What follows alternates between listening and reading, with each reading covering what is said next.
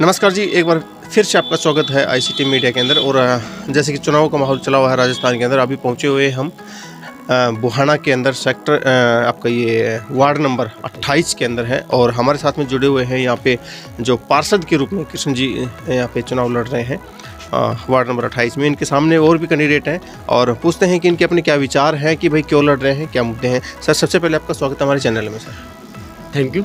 Sir, जैसे कि आप किन मुद्दों को लेकर के चुनाव लड़ रहे हैं?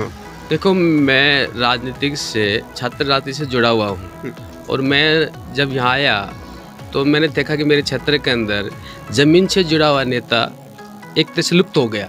केवल हवाई नेता चुनावी दौर में आते हैं और चुनाव लड़के चले जाते हैं, जनता पीछे उनसे देखती रह जाती है। इसलिए मैंने 2010 में पंचायत समिति का चुनाव लड़ा था निर्दलीय के रूप में। मेरा वार्ड था भीर खांदवा और बाजरी था।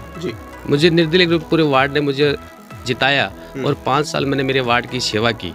और उसका नतीजा हुआ कि दोबारा मुझे 2015 में मैंने जब निर्दलीय के रूप में जीत के भारतीय जनता पार्टी को वोट दिया, खुद अच्छा पार्टी का काम किया, पार्टी के लिए पूरे क्षेत्र में बढ़ता गया। और पहली दफ़ा बुहाना पंचायत समिति के अंदर हमने कमल खिलाया और दोबारा 2015 में जीत के हमने पार्टी के मेरी मिसेज, मेरी पत्नी कविता यादव प्रधान बनी।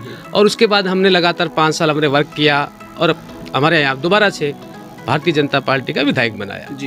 अब जब हमने हमारा एक कार्यकर्ता, जमीन से जुड़ा हुआ कार्यकर्ता गिरवर सिंह, जो पंचायत समिति सदस्य, जो 2 बार 2010 में जीता, 2015 में जीता, और उन्हें साल भर पहले एक जिताई कि मुझे भाई साहब जिला परिषद का चुनाव लड़ना, अब जिले में अपने क्षेत्र का नाम रखना है। हमने उसको समर्थन दिया और आप चुनाव लड़ो।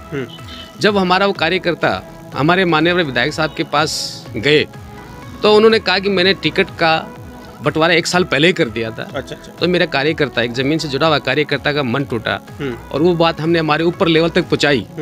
तो सिस्टम हमने देखा कि भारतीय जनता पार्टी के अंदर जो कांग्रेस के जो स्वार्थी लोग थे वो भारतीय जनता पार्टी के अंदर मतबली आदमी लग गए।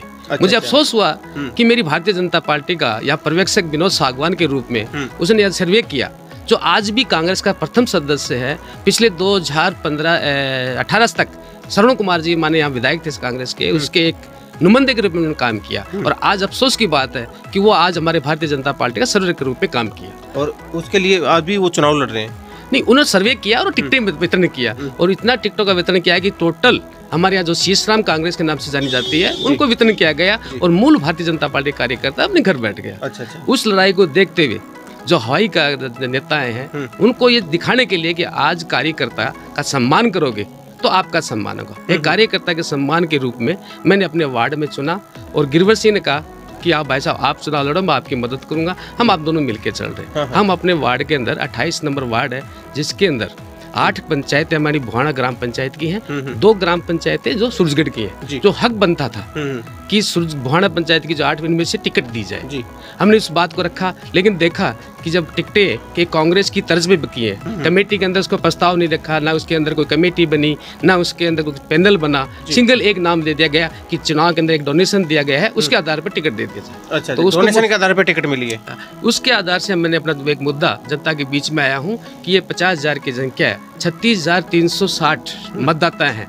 वो मतदाता ये चुनेंगे कि असली भारतीय जनता पार्टी का कार्यकर्ता कौन है। जो आज में 2 महीने पहले एक पुलिस के रिटायरमेंट हुआ, कोई कार्यकर्ता की परिभाषा नहीं जानता, वो आज हमारा नुमाइंदा बनेगा। वो यहाँ का कार्यकर्ता वो नहीं सहन करना।